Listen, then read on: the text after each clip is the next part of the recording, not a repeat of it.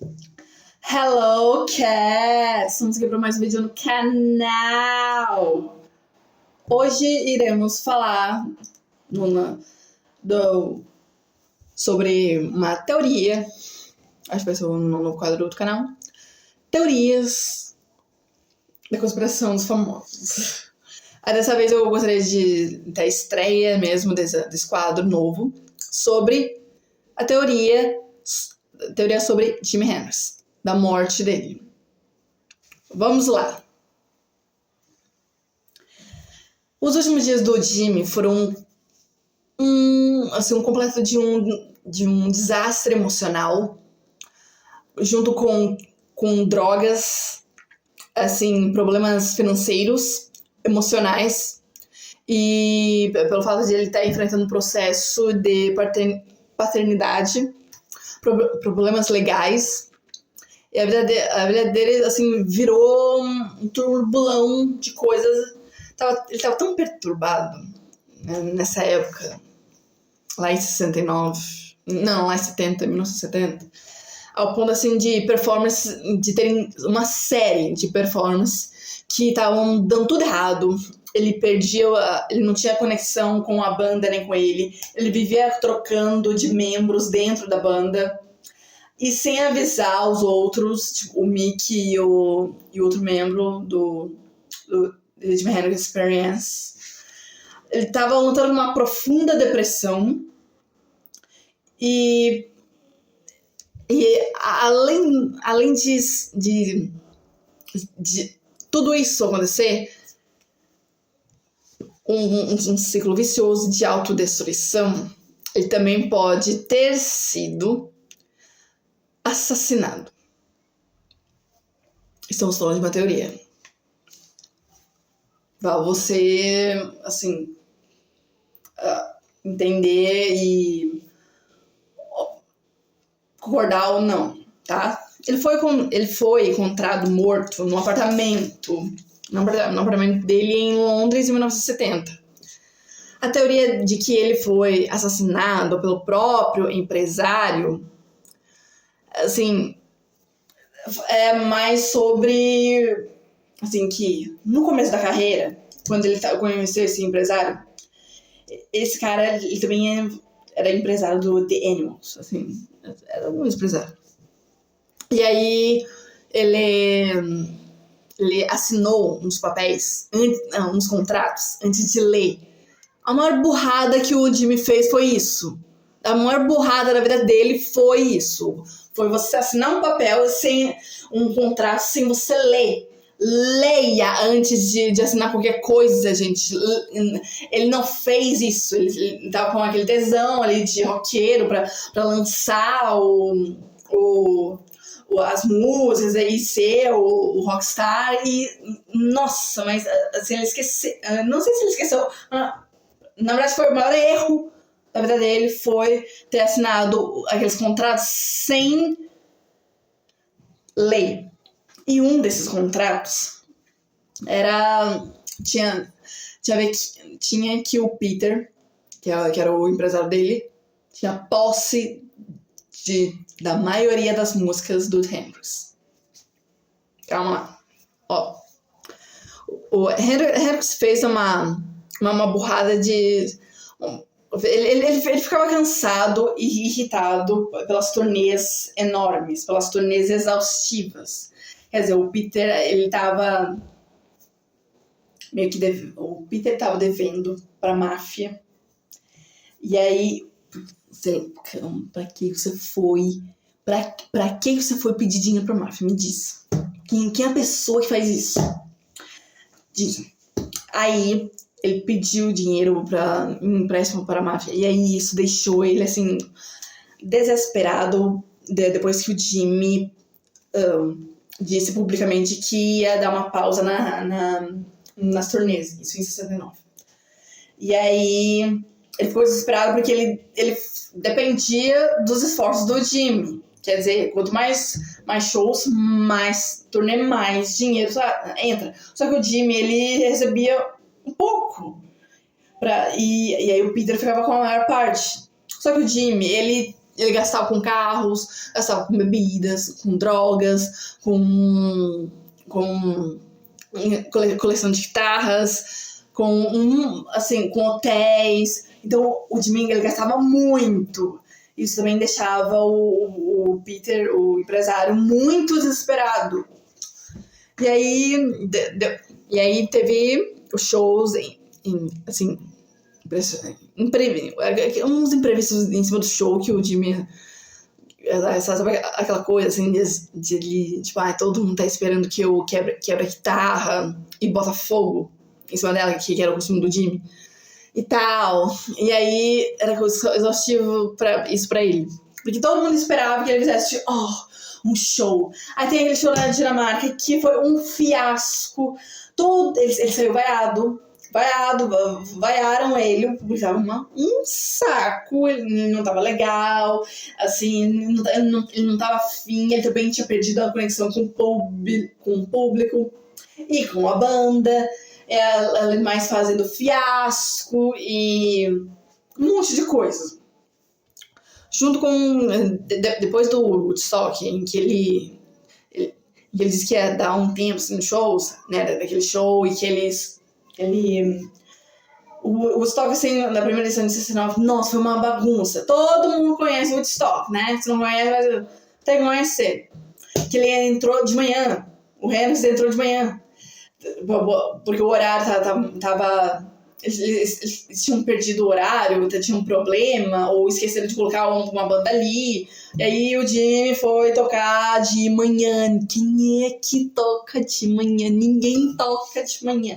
Só que aí ele fez aquele show icônico, lendário, de tocando o hino nacional na guitarra, que foi com a junção de o hino nacional e sons de bombas da Primeira e Segunda Guerra Mundial. E aí aquilo ficou icônico, todo mundo ficou louco e maravilhado com aquilo. Ele conseguiu fazer uma coisa assim, claro que muito, meio que arriscada, mas conseguiu assim brilhar só com a guitarra ali. E aí a banda dele no Woodstock era outra. O Jimmy vivia trocando de banda. Vivia. Porque ele conhecia um monte de gente. Quando o Jimmy gravava os álbuns, sempre tinha um monte de gente incomodando. Você sabe aquelas pessoas que só estão lá só pra, tipo, comer e beber? Só aquele que puxa saco. Ali, tipo, não interessa quem você é. Eu sou amigo da tal pessoa. E aí eu posso aqui, ou eu posso estar em tal lugar. E vive enchendo o saco, é um baba-ovo mesmo. Não tem outro termo pra dizer aqui pra vocês. E aí o Michael, o empresário, teve a... Ai, meu Deus, é Michael, não é Peter. Ai, eu me confundi aqui. Ai, Peter é outra pessoa. Nossa, eu me confundi com outra coisa aqui. Tá. Já que ele tava devendo pra máfia, o Jimmy ele exigiu que o Jimmy voltasse aos shows. Voltasse assim. O Jimmy voltou no final de abril de 70. O Hendrix gravava muito ele gastava bastante em hotéis, em carros, guitarras e tal, e drogas principalmente. E aí o Michael começou a receber ameaças de morte por conta de estar devendo, né? E aí o contrato terminaria em 1º de dezembro de 1970. Só que o Michael, ele sabia que o Hendrix não ia renovar o contrato, não ia continuar com o Michael, gente, não Peter, perdão, o Michael. E aí o Hendrix foi avisado pela equipe para não renovar o contrato, né? E aí o Michael tinha uma policy da vida do Jimmy. Agora chegamos ao que ninguém esperava, mas que ninguém pretendia, mas que todo mundo tinha que saber um pouco dessa teoria. Lembra que o Henry assinou vários papéis e não leu nenhuma das folhas? Então, tinha uma apólice da vida do Jimmy. O Jimmy ele assinou isso, o contrato sem ler, e o Michael deu ali para quando o Jimmy, se o Jimmy morresse, ele seria o cara que ia receber, o cara que ia ficar com o lado das finanças a herança do Hendrix. A Hendrix foi avisado pela equipe, mas ele assinou sem ler de novo. E aí na hora ali que fizeram quando ele foi morto, quando ele morreu, eles disseram que no local não tinha garrafa, não tinha garrafa de vinho, não tinha garrafa de nada, não tinha nada. E o que foi dado como veredito na morte do Hendrix, o que foi dado? Overdose de barbitúrio. Ele engasgou com o próprio vômito, né? Disseram isso. Só que eles só disseram isso, assim, porque foi ele mesmo, o Mike foi lá e colocou isso. Só que quando chegaram lá, ninguém foi vasculhar, ninguém foi ver se tinha alguém ali, se tinha um vinho, se tinha garrafa, não tinha nada lá. Só que não fizeram nem autópsia dele. Só que aí depois, anos mais tarde, descobriram que ele não ia sobreviver pelo fato pela laringe e a faringe dele estarem entupidas de vinho. Peraí. Como assim vinho se não tinha nenhuma garrafa de vinho, nenhuma garrafa de álcool, nada no hotel em que ele estava hospedado? No apartamento, na verdade. Não tinha nada. Nada, praticamente. Ele foi encontrado morto. Os médicos nem sequer tentaram ressuscitar o cara. Disseram que ele chegou no hospital já morto mesmo. Nem os médicos estavam lá, assim, viram que se ia salvar ele ou não. Ele já estava morto. Então, assim, o que fica ali é o fato de que o Michael pode ter sido, sim, o cara que ficou beneficiado por isso, né, pela morte. Ele pode ter planejado a morte do Jimmy para ele ser o beneficiado, para ele conseguir pagar a dívida que ele estava devendo para a máfia, em troca de praticamente fazer uma cara de tirar uma das pessoas, um dos artistas mais lendários da história do rock. Assim, mais para pagar a dívida. Só que aí, em uma quantia de álcool na laringe e na faringe, que no quarto não tinha nenhuma garrafa aberta e ninguém procurou. Ninguém foi atrás pra ver se tinha alguma coisa escondida, nada. Aí no final, com tanta briga no tribunal, o pai do Jimmy ficou como beneficiado, como herdeiro da grana do Jimmy. E o que vocês acham sobre essa teoria? Será mesmo que ele foi assassinado? Essa teoria, assim, se vocês pensarem bem, assim, não faz sentido, porque o Michael, ele já era um daqueles caras que tinham um relacionamento com as pessoas muito daqueles tóxicos. E era com o Jimmy, e o Jimmy tava tipo de saco cheio. E as pessoas que tinham uma relação com o Jimmy, que eram os amigos próximos e tal, diziam que o Jimmy era uma pessoa muito sensível, muito mesmo. Em coisas assim de infância, aí da adolescência, aí vem com com os altos e baixos, porque o Jimmy ele saiu de Seattle com a guitarra e uma pomada contra acne. E aí foi pra Inglaterra, porque já que ali nos Estados Unidos não conseguia ter um prestígio, não conseguia ter alguma coisa, foi pra Inglaterra. Aí na Inglaterra ele conseguiu. Só que aí, com tudo isso, que no começo, né, o artista acha que é as mil maravilhas, que o mundo vai cair aos seus pés. Não é assim. Não é bem assim. A maior burrada do Jimmy foi ter assinado aqueles papéis sem ler. Foi ter acreditado em um cara que precisamente, assim, já tinha problema com a lei e principalmente com esses caras aí que eu falei pra vocês.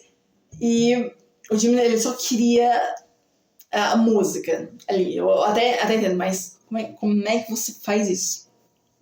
Tanto que quando ele assinou esses papéis, ele assinou sem os outros caras saberem. Sem, assim, nada. Ele até gravou uma coisa com uma outra banda, um outro projeto com uma outra banda, e os caras não estavam sabendo. Tipo, o Jimmy, ele fazia umas coisas, assim, por conta própria, só sem avisar, e aí era uma confusão. Ele tava dependente que ele se drogava, e aí comprava guitarras, coleção de guitarras, de carros, mesmo ele não dirigindo. E aí gastavam hotéis, e gastavam bebidas, e remédios contra a depressão. Aí a pressão do Michael e da gravadora pra ele gravar um disco, pra ele fazer as turnês, pra ele dar o melhor, sempre se dar o melhor, né? O Hendrix ali, de quebrar a guitarra e botar fogo, né? Como ele fez em Woodstock, eu acho. Ele fez isso no Woodstock. Tanto que teve não sei se é no Woodstock, mas teve um show, assim, que o The Who ia ser a última banda, e eles recusaram subir em cima do palco porque o Hendrix praticamente detonou o palco ali em cima. Eles se recusaram a subir. Apenas isso. E aí, depois o Hendrix pensou assim, vocês estão me copiando, porque o Pete Townshend ele tinha uma mania de quebrar as guitarras. E aí o Deus falou assim, fazer o quê, né? Não, e tal. E aí, o que vocês acham dessa teoria? Cara, pra mim faz sentido. Faz sentido porque no mundo da música tudo pode. Qualquer coisa pode acontecer. Até um inacreditável pode acontecer. E aí? O que vocês acham? Deixem nos comentários. E espero que vocês tenham gostado. E até a próxima. Deixa o like, comenta, compartilha, se inscreve, ajuda a gente a aumentar, a fortalecer essa sementinha no canal, pra gente conseguir mais mérito e prestígio dos músicos. Vamos lá, gente. Deixa o like, compartilha, comenta. E até a próxima do Mamãe Cat.